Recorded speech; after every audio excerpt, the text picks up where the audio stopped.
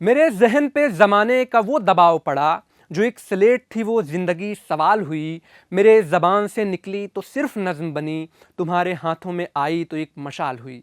हिंदुस्तान की आवाम के हाथों में गज़ल की मशाल देने वाला हिंदी का वो शायर, जिसकी कलम में जनता का आक्रोश, गरीबों की चीखें, परेशान लोगों की पुकार और आम लोगों के एहसासात और सरकार के खिलाफ बगावत झलकती है। आदाब, नमस्कार। मैं साकिब क्विंट हिंदी के वीकली वीडियो अल्फाज में आपका इस्तकबाल करता हूं। इस एपिसोड में आज हम बात करेंगे 20वीं सदी के नामचीन हिंदी शायर और कथाकार दुष्यंत कुमार के बारे में, जो अपनी लोकप्रिय नज़मों के साथ हिंदी में गज़ल लेखन के लिए पहचाने जाते हैं। उन्होंने हिंदी भाषा में गज़लों का एक नया दौर शुरू किया। दुष्यंत कुमार अगर मौजूदा वक्त के हिंदुस्तान में जिंदा होते तो शायद उनकी कलम जिंदान के दीवारों के अंदर ही गूंज रही होती। बचपन से ही कविताएं और नज़में लिखने के शौकीन दुष्यंत कुमार अपने ज़माने में सत्ता से हमेशा टकराते रहे। उन्होंने अपनी कविताओं के जरिए सरकार को हमेशा आईना दिखाने का काम किया। उर्दू के मशहूर शायर निदा फाजली ने दुष्यंत कुमार के बारे में कहा है, दुष्यंत की नज़र उनके युग की नई पीढ़ी के गुस्से और नाराज़गी से सजी बनी थी। यह गुस्सा और नाराज़गी उस अन्याय और राजनीति के कुकर्मों के खिलाफ नए तेवरों की आवाज़ थी, जो समाज में मध्य वर्ग की झूठेपन की जगह पिछड़े वर्ग की मेहनत और दया की नुमाइंदगी करती है। एक बेबाक कलम के मालिक दुष्यंत कुमार वक्त से डरकर कभी नहीं जिए।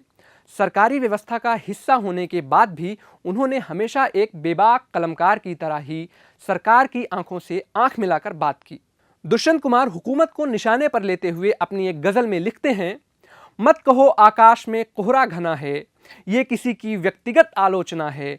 सूर्य हमने भी नहीं देखा सुबह से, क्या करोगे सूर्य का क्या देखना है। इस सड़क पर इस कदर कीचड़ बिछी है, हर किसी का पांव घुटनों तक सना है। दुष्यंत कुमार ने यह गज़ल मार्च 1975 के आसपास उस दौर में लिखी थी जब भारत इमरजेंसी से जूझ रहा था। उस वक्त वो मध्य प्रदेश सरकार में नौकरी किया करते थे और उन्होंने तत्कालीन प्रधानमंत्री इंदिरा गांधी की सरकार में काम करते हुए उन्हीं पर सवाल खड़ा कर दिया था। उनकी एक और गज़ल ने 1975 के हालात को बयां किया। उस वक्त के हिंदुस्तान में जीते हुए उन्होंने जो देखा और महसूस किया, उसे अल्फाज का रूप देते हुए अपनी कलम चलाई। दुष्यंत कुमार लिखते हैं, भूख है तो सब्र कर, रोटी नहीं तो क्या हुआ। आजकल दिल्ली में है ज़ेरे बहस ये मुद्दा, गिड़गिड़ाने का यहाँ कोई असर होता नहीं। पेट भरकर गालियां दो, आह भरकर बद्दुआ। दुष्यंत कुमार ने आम लोगों के दिल में अपनी जगह बनाई। उन्होंने अपनी कलम के जरिए सत्ता की कुर्सी से लेकर गांव में जिंदगी गुजारने वाले लोगों तक से सीधी बात की। इस बात की तस्दीक उनकी ही एक गज़ल से होता है, जो आज के दौर में विरोध का एक स्वर है। दुष्यंत कुमार लिखते हैं, हो गई है पीर पर्वत सी पिघलनी चाहिए, इस हिमालय से कोई गंगा निकलनी चाहिए। हर सड़क पर, हर गली में, हर नगर, हर गांव में हाथ लहराते हुए हर लाश चलनी चाहिए। सिर्फ हंगामा खड़ा करना मेरा मकसद नहीं, मेरी कोशिश है कि ये सूरत बदलनी चाहिए। मेरे सीने में नहीं तो तेरे सीने में सही, हो कहीं भी आग लेकिन आग जलनी चाहिए। दुष्यंत कुमार की ये पंक्तियां आज भी नेता, स्टूडेंट और व्यवस्था में बुराइयों के विरोध करने वाले सुनते हैं। हिंदुस्तान के लोगों को आए दिन उनके गज़लों की ज़रूरत पड़ती ही रहती है।